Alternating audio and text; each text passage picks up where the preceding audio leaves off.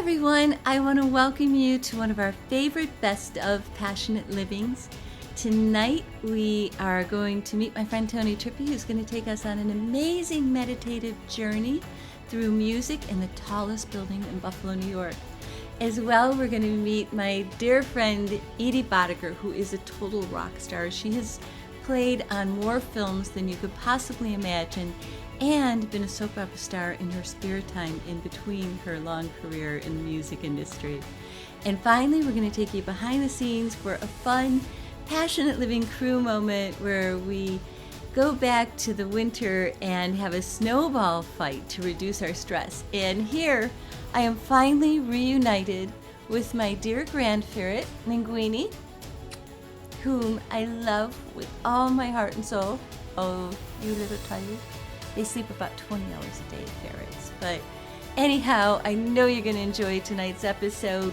Welcome, and sending you much love.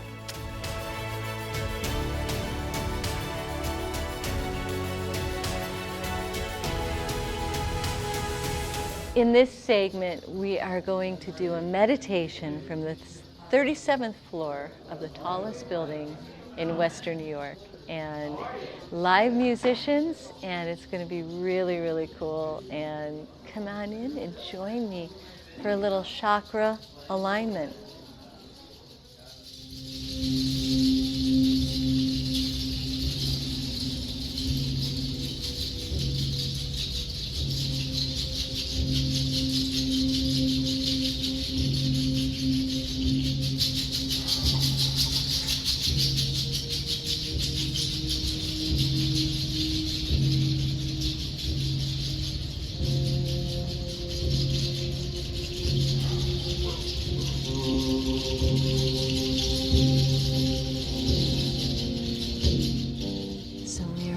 Seneca Tower, and we're on the 37th floor, and it's really gorgeous, and we're about to do a musical meditation. My dear friend Tony Trippi is up on stage with two of his friends, and they are going to create some magical music for us to relax to tonight. And I invite anybody who's stressed out to do these kinds of things in your community as much as possible, because they will really make you calm down.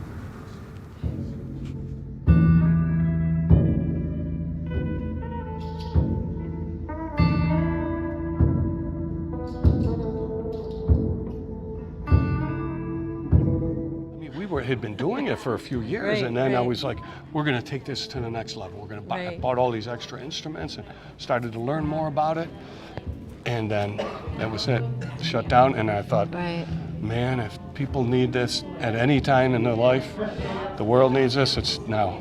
It's now, and I think that's one of the messages I always try to put out there is like, don't medicate, meditate. Just kind of like. Yeah. Take it down a notch and you'll relax. You just need to relax the nervous system and turn off the brain tonight. Yeah, all it really requires is just a willingness, which we could all use. Maybe a little more willingness to listen to each other, and that's where the music comes in. And you travel all around the country doing wonderful things, shining light all over the place with your wonderful show and your people. Thank you. It's awesome. You're I love you too. Beam of light. You're a lighthouse. Well, in here. You. And so are you. Thank you.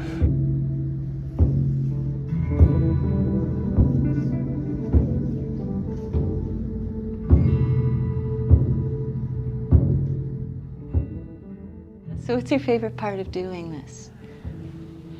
I don't play out a lot, so I enjoy interacting with the other musicians and being able to feed off that, like a give and take, and just let it go. It's kind of like, it's a meditation for me too, because when you meditate, your thoughts go around and you do different things with them, and that's how I am with the music.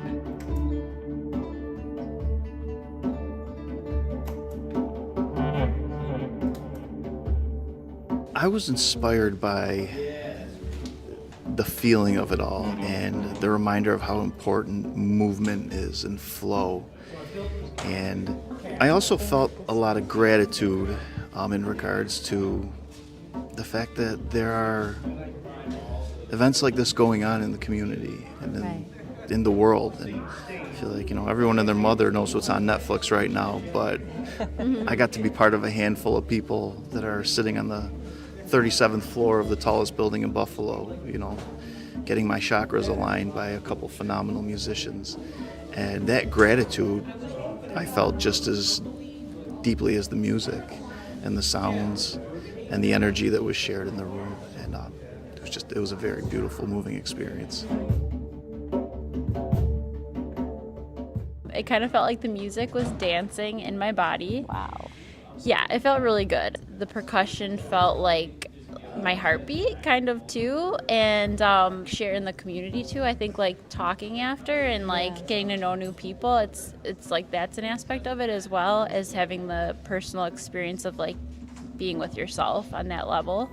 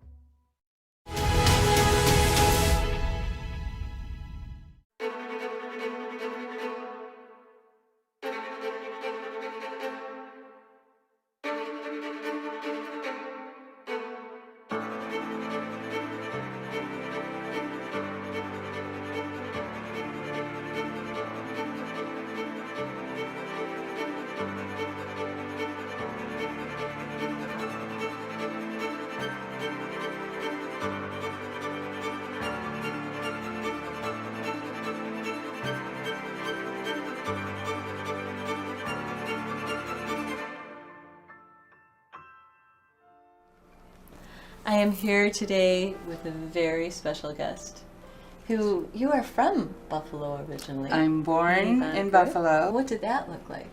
Well, you beginning your musical experience, because you've had such an amazing ride. I began my piano training here in Buffalo with a teacher named Laura Kelsey, and she was also Leonard Pinario's first teacher. And Leonard was an amazing, beautiful concert pianist, extremely technically awesome in every way. And he had also left Buffalo and moved to Los Angeles, and he went to USC, and I eventually went to USC as well. But she was my first teacher here, and I started with her when I was 4, and by the time I was 8, I was playing these ridiculously difficult pieces. One of them was Mendelssohn's Rondo Capriccioso.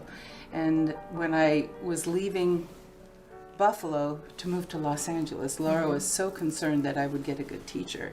She called Leonard, because she knew that he was out in Los Angeles, and said, who is the teacher that she should go to? And he said, well, I don't know of anyone that takes young children, but Lillian Stuber, who's at USC, has grad students that are getting their masters and doctorates that would be wonderful teachers for Edie. Yeah. And so I went and I played for Lillian, and I played Mendelssohn. And she said, I'm tempted to take you myself. So I started with Lillian at the age of 8 and stayed with her until I was 19 when she passed away. And she bequeathed her Steinway to me, so I have her Steinway. But she was an amazing woman. Beautiful relationship. So she was like a mentor. She was everything. She was very instrumental in my early years and my training. But as I started getting interested in singing, and I was at a very large church at the time that was pretty, had a lot of entertainment industry people at the church. And when we did a production, it was like a full-blown Hollywood production. The choreographer was a guy, Alex Flashart from Step in Time. He was one of the chimney sweeps in the movie.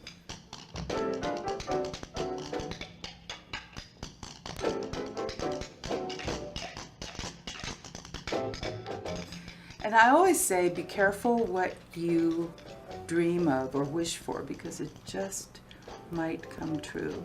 I remember sitting, I was 17 years old, sitting in my apartment in Van Nuys, overlooking the unemployment office. And I was teaching piano, going to USC as a student, and I remember listening to the radio, and I heard these radio IDs come on. You know how they used to have call letters for stations? And this was different. It wasn't just call letters, it was like a song. And it was beautiful. And then the call letters didn't come in till the end. And I remember hearing it was beautiful 4-part harmony, and it was gorgeous. And I thought, I wish I could be doing that. That's what I'd like to do. Right. And a year later, I was doing the KNX FM, that exact station, those exact call letters. Amazing. And then your whole career, I mean, you've had, you read your Tasi, and it's like unbelievable. Well, I'm old. So no, you're not. You get younger every year now. That's right. Yeah. And General Hospital. Robbie sent me some of your amazing scenes from that. Now that was fun. That's another thing. I had one of my best friends at the time was Monica Mancini, and her dad was Henry Mancini, and so we used to take the ABC lineup during the week, and we used to, back in the videotape days, we used to videotape a week's worth of General Hospital, and on weekends we'd play the videotape and fast forward through the commercials. And we loved that soap opera. The more camp it was, the better. It was oh my God, my grandmother campy. Lived with that soap opera. It was hysterical. I knew all the characters. I knew everybody on the show. It was just so amazing. And then at one point in time, I get a phone call from a singer friend of mine, and he says, okay, Edie, they are looking for a concert pianist for General Hospital. They couldn't find one, so they hired somebody, and she said she would become a concert pianist over Thanksgiving vacation. And he said, just in case, would you come to the studio and possibly be the hands for this actress that they've cast? She's a beautiful actress, too. She's wonderful. She married Pierce Brosnan, so she did okay. So I went and I auditioned my hands. I said, okay, am I the right color? Is this the right thing? And he said, would you, take this and read this? And so I took it and I read it and I handed it back. He goes, no, read it out loud. I went, oh, like an audition. Oh, you want me to act? Oh, okay. Woo. So in 2 weeks, I was on the show. Tristan, who plays Scorpio, Tristan and I became fast friends. He loved the fact that I wasn't an actress, but that I really was a musician, and I really was a singer, and it was everything he wanted to do, which was also sing. He wasn't happy just being a soap opera actor. He was a singer. He loved music. So he said to me, no, I'm not going to let you go. I'm not letting you go. No. So what ended up happening, they wrote this huge death scene for me.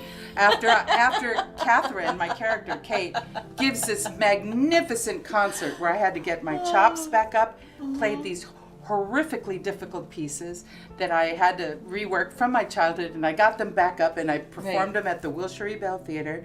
And then at the end of this concert, Kate, now the love of Scorpio's life, drives off in her RX Mazda 7, and you see she's going to the airport. And you see this Mazda RX-7 go over this cliff and into this fiery crash down at the bottom of the cliff. And she's dead. She's dead. And Scorpio, for the next week, he was inconsolable. He was so glum on the show. And the fans would write in, can't you see that Catherine was the love of Scorpio's life? He loved her. Bring her back. And so based on the fact that they got so many phone calls and so many, they went, they resurrected you. They resurrected you. Didn't. Well, I died a bunch of times on the show. When the two of you are together, the chemistry between the two of you, it's just amazing. And that, I think when you have actors on a set and there is a connection, there is a chemistry, you have to honor that because it doesn't happen all the time. And we didn't mess it up by getting involved, which was really a smart move on both of our parts. We just became good friends and stayed friends and kept it professional, but got became buddies, yeah. Yeah, you became buddies. Yeah. And you could see that there was an actual care between two people. And then what did you do after that? Oh, and then I went back. Well, before that is when I had, a string of really exciting things happening to me in terms of, I was heavily involved in singing in the music industry, doing commercials. Those were the years for commercials. Boy, those Boku, Bang, Bang, Buck. And you made big money. Oh, that was crazy. No, it was crazy. It's not like now. But also, I worked with Aretha Franklin, and I did her comeback album, contracted and sang for her, and did one tour with her to do Queen's command performance for the Queen. Worked with Quincy Jones. With my husband also was on that tour. Michael was on that tour. And I stayed with Quincy. I worked on Back on the Block with Quincy, and I did Madonna. I did her album True Blue, and it was Madonna, Saida, and myself in the studio. And so you did a lot of small time stuff. Yeah. And Belinda Carlisle, Heaven is a Place on Earth. So I just wanted to go back. I wanted to have a family, and so I had immediately 2 kids upon marrying Michael that I inherited with him, Jessica and Nicole, and then we had 2 of our own, Villy and Emmy, and that's what I wanted. I wanted to be a mom. Really wanted to be. That was another passion of mine. That's just the beginning. That was just having the kids. Then I started, at that point, I started working with a composer named John Powell. And we did this little film called Happy Feet. Another, just 34 demo sessions later. I mean, we did this for, we started recording. 34 We started recording demos for the film when George Miller hadn't even finished the storyboards yet. It was pre-production. Wow, that is beautiful. Right? Thank you so much. Thanks, Kat. I love you. I love you too.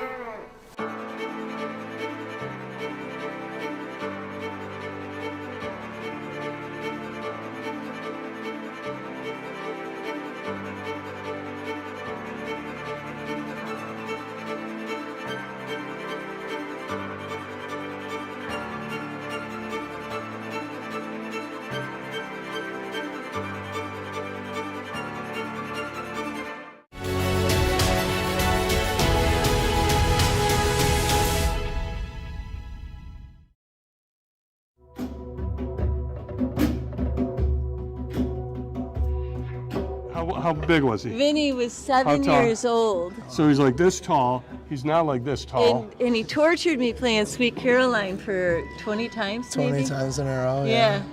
That was the last time. Yeah, I was like 7 years old, so like 15 years ago maybe. I thought she was going to be like, Tone, I like you, but I can't take the kids. And Oh, no, I love the kids.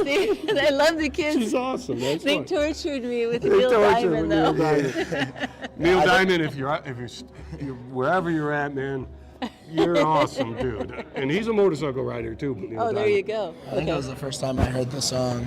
Was that the first It time might you have been the heard first song and I just fell in love. He just went hard. So we needed hear it a couple They were falling hard while I was driving. Yeah.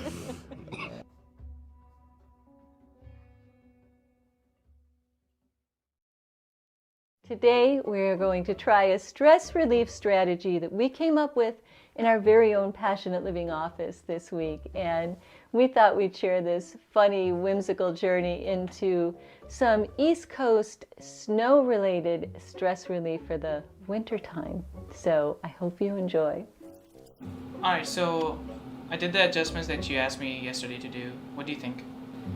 Rifat, that's not the adjustment I asked you to do. I told you yesterday we need to move this to the front. And now you've done the whole segment, and we needed to have that in the front, and now it's going to take all that time to move it back again. And I don't want you frustrated, but I'm going to pound my head on the counter now. Rifat, okay, I was watching the show. I sound like a chipmunk. My voice is sped up again. It is so bad. But Fix it. It's not my fault. Fix It's it. Tim's fault. Okay, well, I don't know what to tell you. Oh, sure, It's not so Tim's bad. down here. Blame Tim. Exactly. But it's you are literally watching the video here. It's you. It's not me. How? to be. You- It has to look, be. No, it's not my Okay, fault. well, it has to be. What was the problem? What's the problem? You're the problem. How many times did I tell you to I check the thought link? it was okay. Guys, Wait, No, what? listen, I you don't don't know. know. Swear to That God. you All right, I think we're all a little stressed out. I know it's deadline, but how about we do a little co-counseling? Who wants to do that? What do you mean he wants to None do? of us want to do that. All right. Well, what do you want to do? What's the solution? Something more violent, like better. I don't Violent? know. Yeah. Express our anger. You know? Right. Yeah. Thank you. Well, I have an idea. what? It just snowed. Maybe we can go do a little snowball fight. That's it. That's the one. Oh, snowball fight. Yep. That's the one. Yeah, I know. I don't know. Should we have rules for this silly game or? Yeah, I think that's fair, you know, even the playing field. Are you serious? Game on!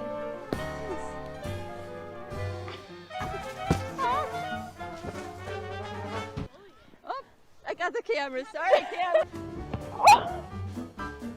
Are you actually? Right in the mouth. Seriously, Rifa? It slipped. Oh yeah, uh-huh. I think we could just like.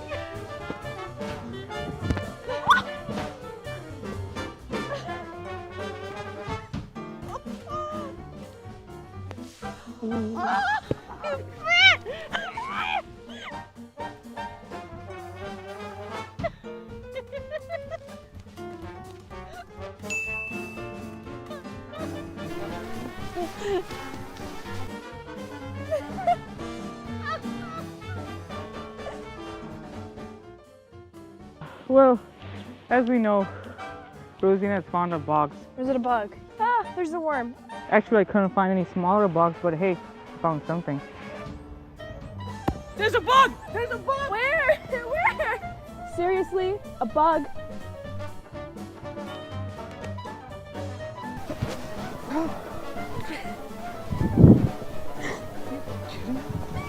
Is that blood? How do you... What? Oh, wait, that's glitter. That was a good one.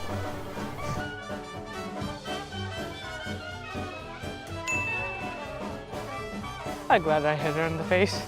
Yeah, are you? And I was the first one.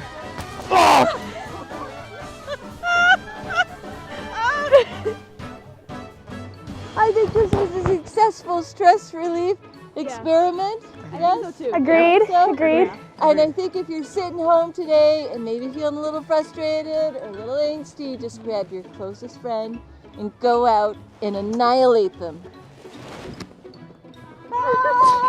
I like how we had the same idea. Nice.